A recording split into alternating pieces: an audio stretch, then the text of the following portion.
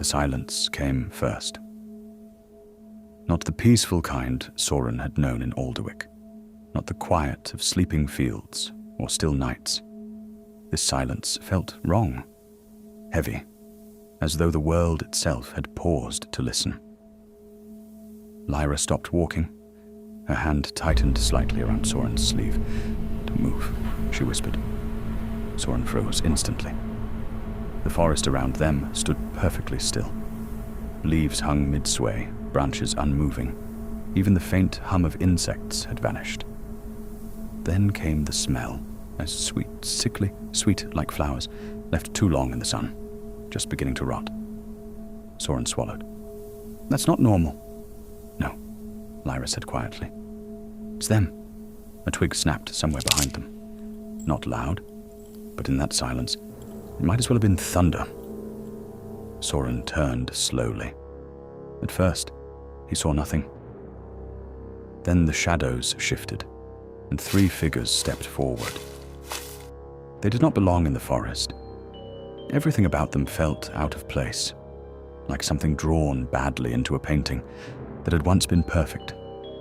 Their skin was pale, stretched thin across sharp bones. Their eyes glowed faintly, reflecting light that wasn't there. Their movements were slow, deliberate, but not human. "They found you quickly," one of them said, her voice smooth but cracked at the edges. "Of course they did," another replied. She fell loudly. The third tilted her head, studying Lyra with unsettling fascination. "Still shining," she murmured. "Still warm."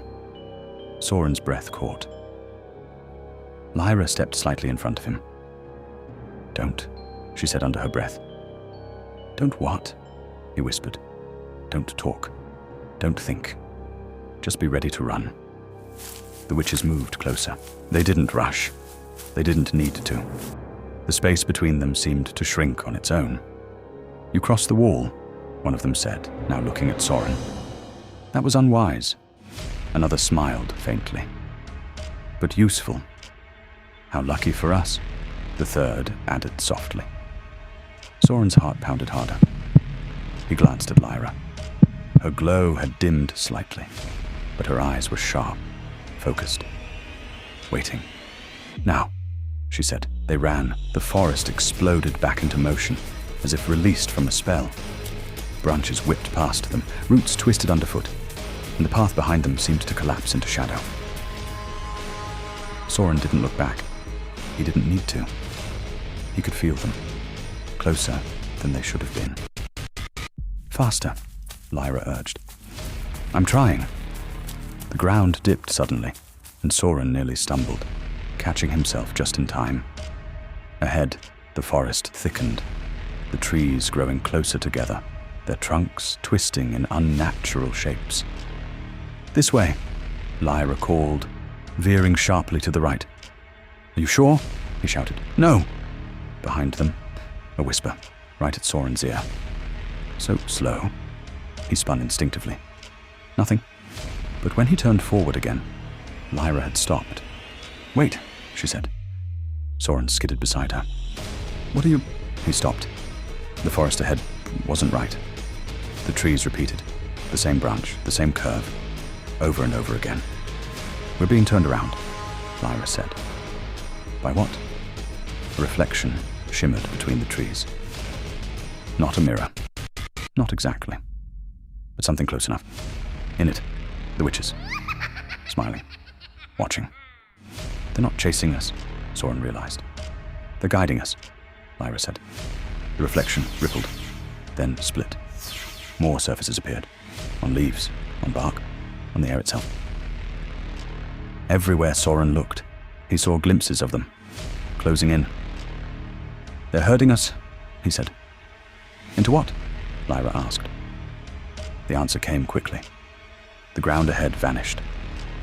Soren grabbed Lyra's arm just as she stepped forward. They stumbled back together.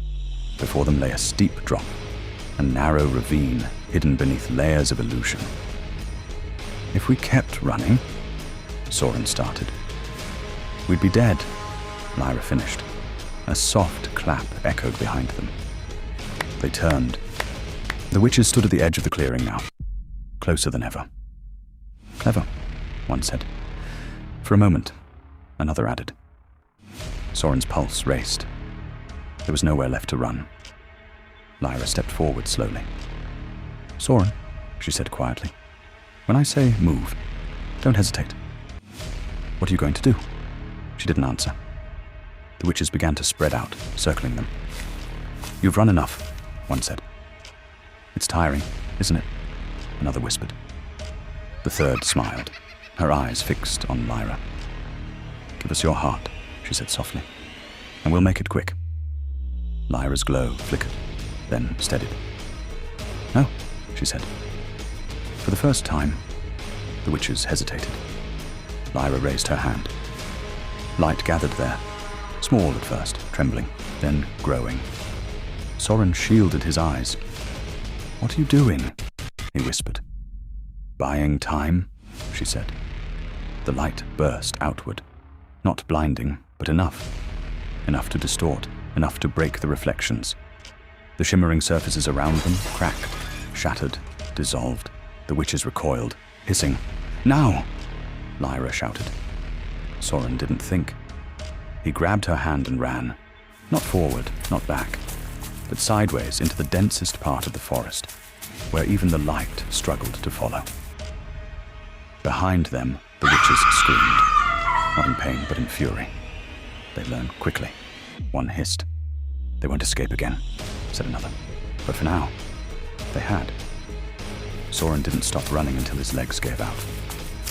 He collapsed against the base of a tree, gasping for breath. Lyra stumbled beside him, her glow faint now, almost gone. For a long moment, neither of them spoke. Then Soren laughed. Short, breathless, disbelieving. "We're still alive," he said. Lyra didn't laugh. She stared into the darkness of the forest. "They're not guessing anymore," she said quietly. "They know where we are."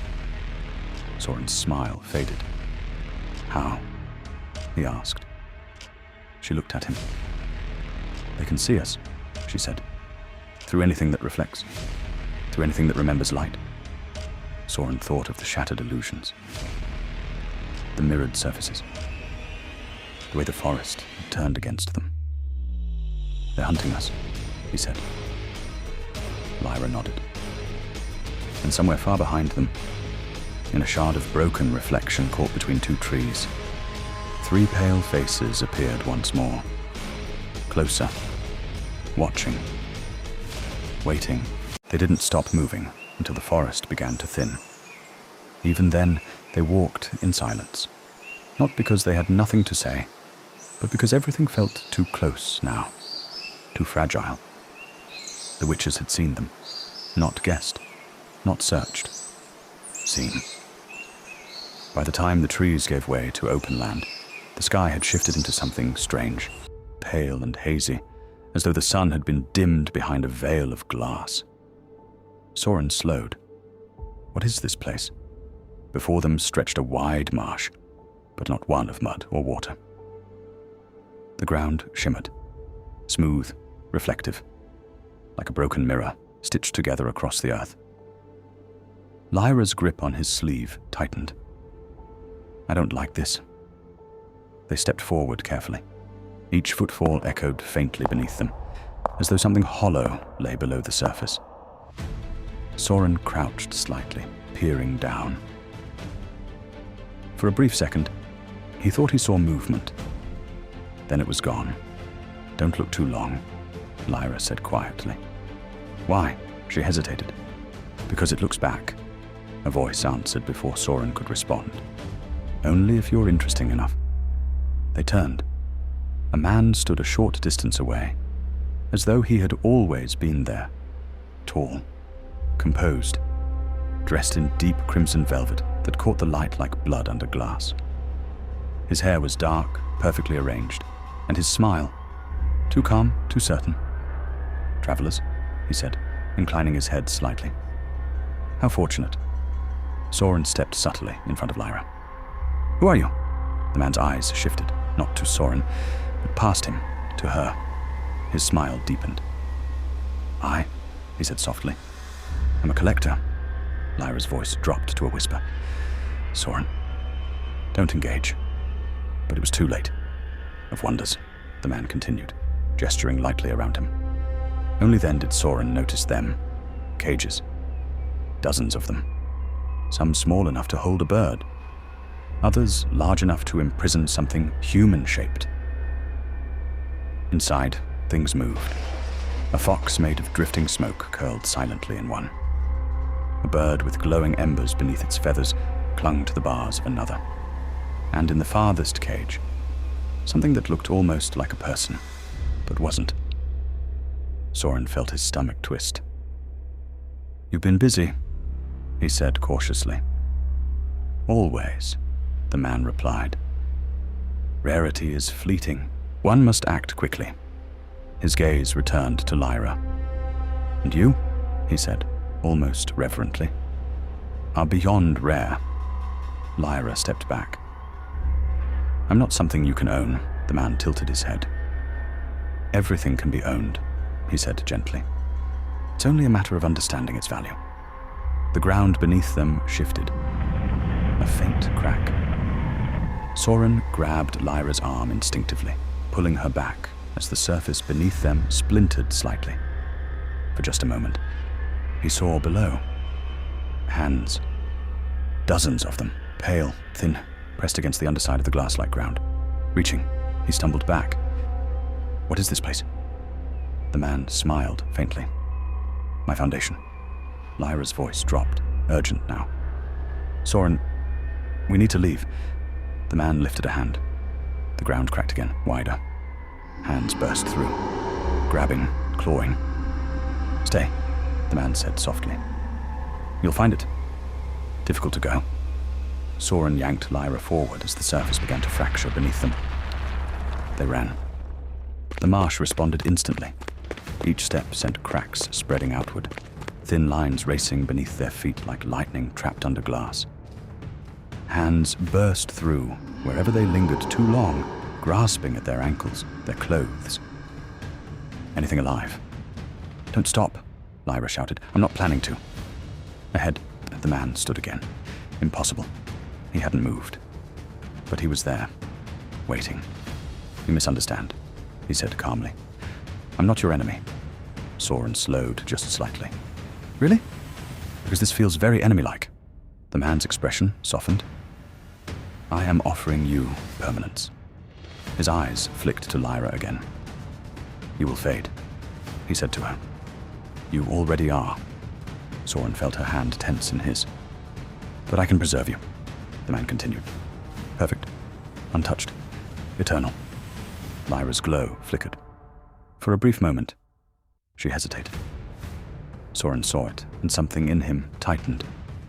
"No," he said firmly. Both of them turned to him. "You're not a thing," he continued, his voice stronger now. "You're not something he gets to lock away." Lyra stared at him, surprised. The man sighed.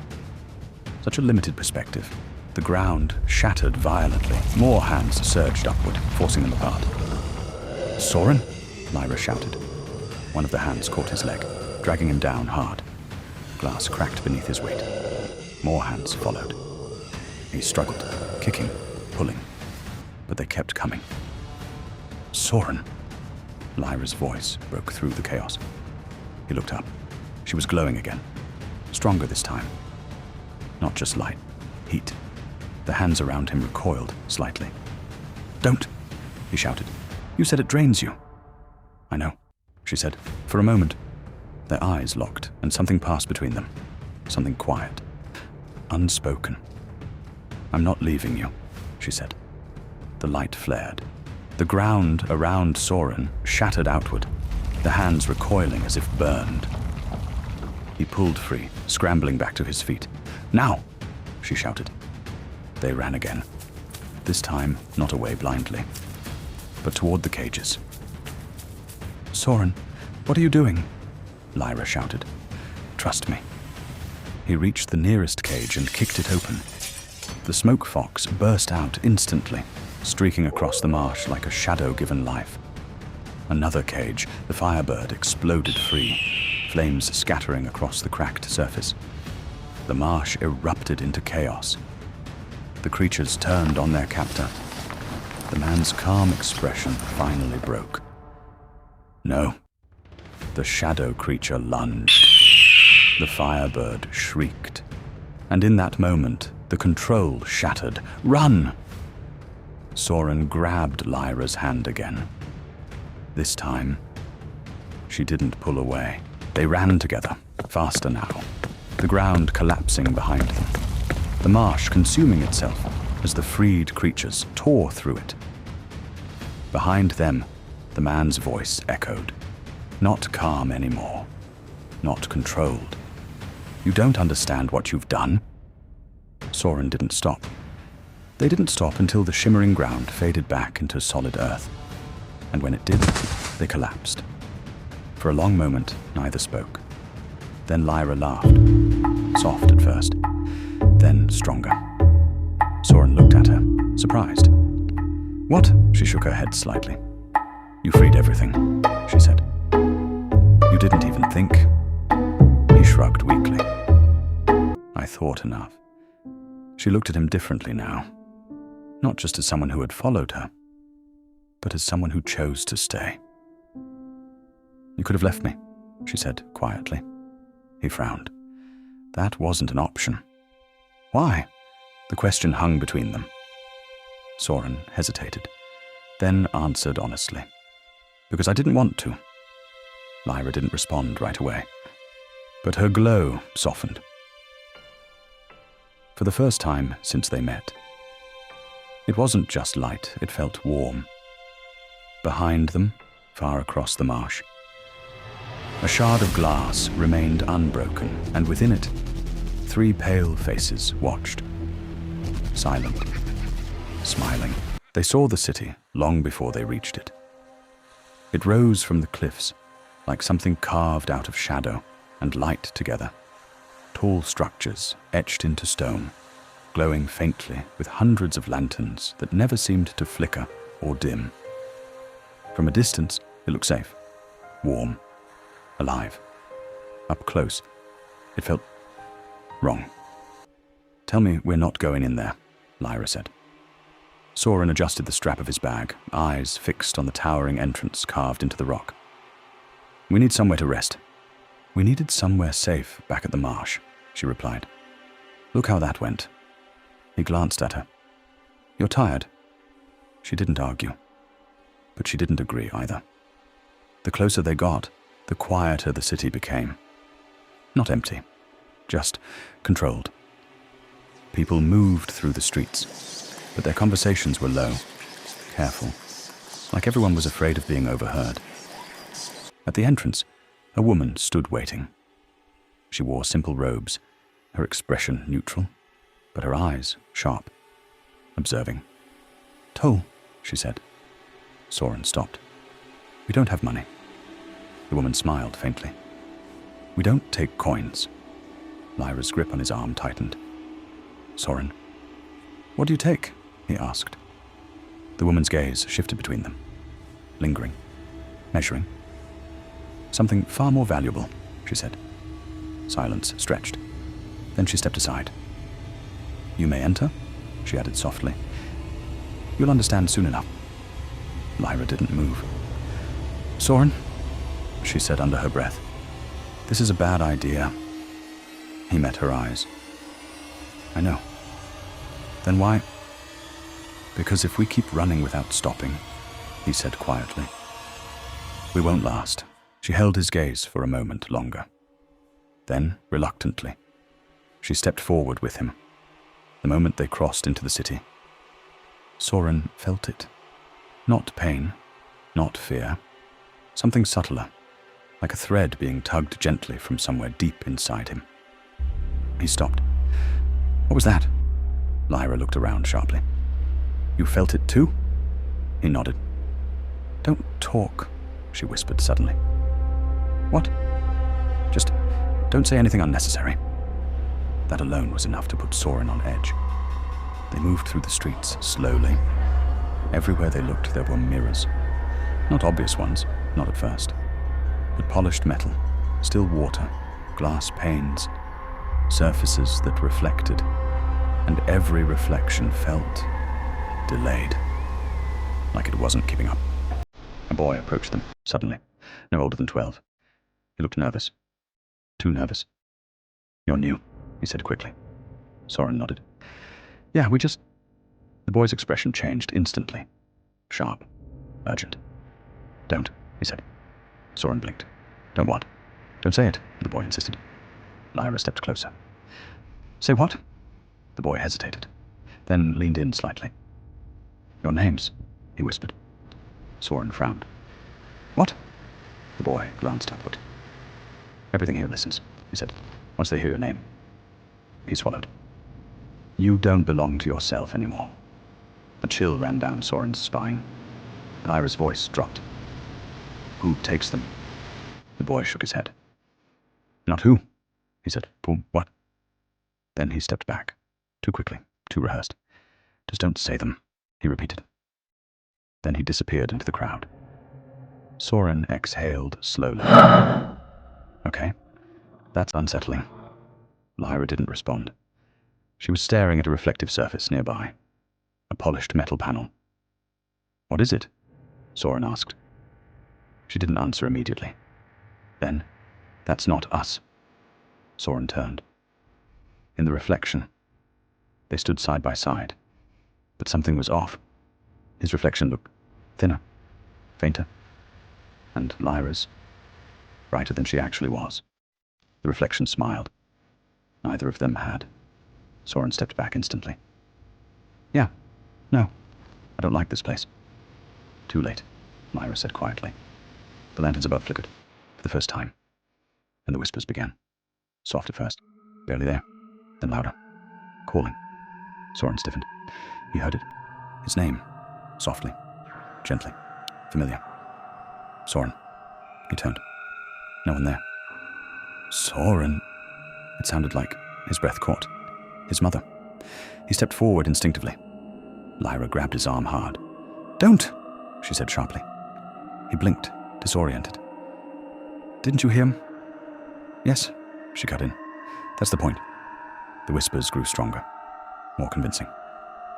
"Soren, come here. You're safe." His chest tightened. For a moment, he wanted to answer, to respond, to belong to that voice again. Lyra stepped in front of him, forced him to look at her. "Stay here," she said firmly, "with me." The words cut through the noise. Soren focused. On her voice, on the way her glow, faint as it was, still felt real. The whispers faltered, but only slightly. "They're pulling it out of you," she said quietly. "Your name, your sense of yourself. If you answer." She didn't finish. He didn't need her to. "What about you?" he asked. She hesitated. "They're trying," she admitted. "But I don't have a name the same way you do." Lyra. The moment he said it, the air shifted. The whispers stopped. Completely. Lyra's eyes widened. "What did you just do?" she whispered. Soren froze. "I just said, don't," she snapped. Too late. The lanterns above flickered violently. Every reflective surface around them turned toward them, as if the city itself had locked onto them. From every direction, voices spoke at once. "We heard. You gave it. You belong now." Soren's chest tightened. Something inside him pulled harder. He dropped to one knee. Lyra grabbed him, panic breaking through her composure. "Soren, stay with me." "I can't," he gasped. "It's..." The reflections began to shift. In them, Soren stood still, empty. Lyra turned sharply. Her reflection was gone. "They're taking you," she whispered. Soren looked up at her, struggling to stay present. "Then don't let them." Something in her expression broke. Not fear, not panic. Something deeper. "I won't," she said. And for the first time since they met, Lyra didn't hold back. She shone, not a flare, not a burst, a steady, overwhelming light. The entire street flooded with it. Reflections cracked, shattered, screamed. The voices twisted, distorted, breaking apart. Lyra grabbed Soren's face, forcing him to focus. "Stay with me," she said again, softer now. He looked at her, really looked, and the pull loosened. "I'm here," he said. She exhaled, relief flickering across her face. "Good," she whispered. She pulled him up. "Now we leave." They ran. Behind them, the city trembled. Mirrors shattered. Voices screamed. But they didn't stop. Not until the cliffs were far behind them. Not until the whispers were gone. Not until silence felt like silence again. Soren collapsed first. Lyra right after. For a long moment, they just breathed. Then he laughed weakly. That was worse than the marsh. Lyra didn't laugh. She was looking at him, carefully. "You almost disappeared," she said. "I didn't," he replied, "because I stopped it." He met her gaze. "I know." Silence settled between them. Then, "Why did you say my name?" she asked. Soren hesitated, then answered honestly. "Because I needed something real." She blinked. "And you are," he added. That caught her off guard. For a moment, she didn't look like a star. She looked human. "I don't even know if that's true," she said quietly. Soren shook his head. "I do." She held his gaze. Longer this time. And something shifted. Not dramatic, not overwhelming, but undeniable. A connection no longer built on survival, but choice. Behind them, far in the distance, a single unbroken mirror remained within the city. And inside it, 3 pale figures watched, closer than ever. And now, they knew his name. The road stretched ahead, twisted and uneven, like the world itself was unsure of its own path. Every step Soren and Lyra took echoed through the valley of cracked stone and tangled roots. Yet somehow, the silence was heavier than ever. "You're quiet," Soren said, his voice low, trying not to startle her. Lyra didn't look at him. She never did, not for long, when danger was near. "I'm thinking," she replied, almost too sharply. Soren caught the tension immediately. There was more in her eyes than calculation, more than fear. He knew that look. It was the look she gave when she worried. About them, about the journey, about him. Thinking about the witches, he asked gently. Lyra's hand twitched slightly in his. "About everything?" she said. Finally she turned, meeting his gaze for the first time in hours. Her eyes glimmered in the faint starlight, haunted and beautiful. "About what happens if we don't make it out alive." Soren swallowed hard. He wanted to say the words, the ones that had been forming in his chest since the marsh, the ones he'd almost whispered after the City of Mirrors. But the words weren't enough yet. "Not here. Not with the forest holding its breath, Lyra," he started.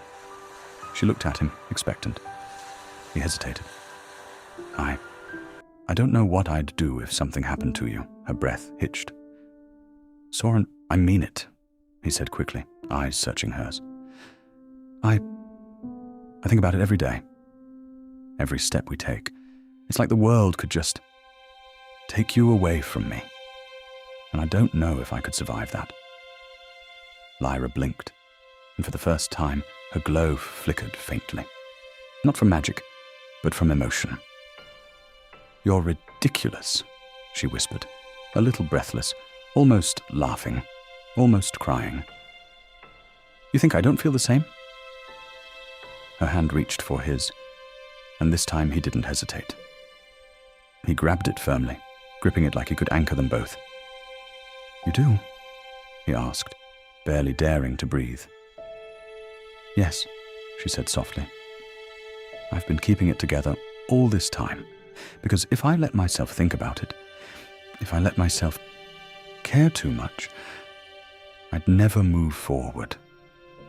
I'd never survive. And I need to survive, for both of us.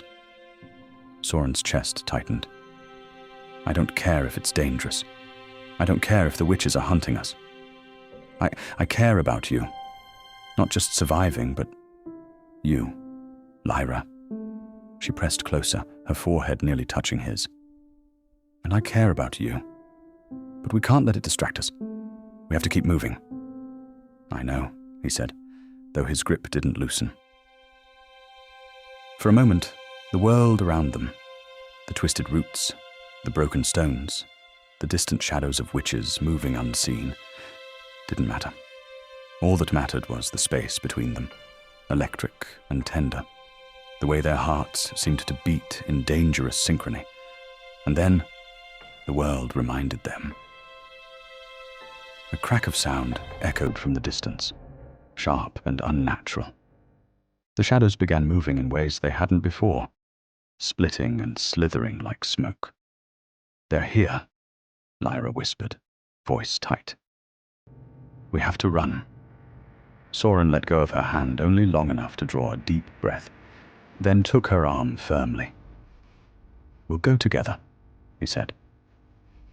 They ran through the night, twisting paths and broken stone, the shadows of the witches stretching impossibly long behind them.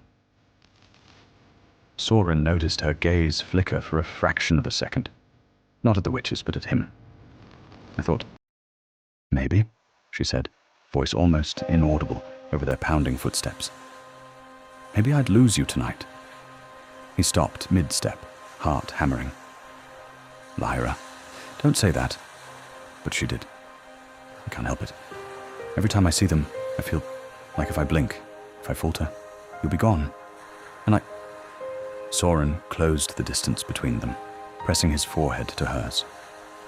I'm right here, he said, voice shaking with emotion. And I'm not going anywhere. Not now. Not ever. She let herself lean into him. For just a second, holding him tight in the dark. And for a fleeting heartbeat, it felt like the danger didn't exist. The forest shifted.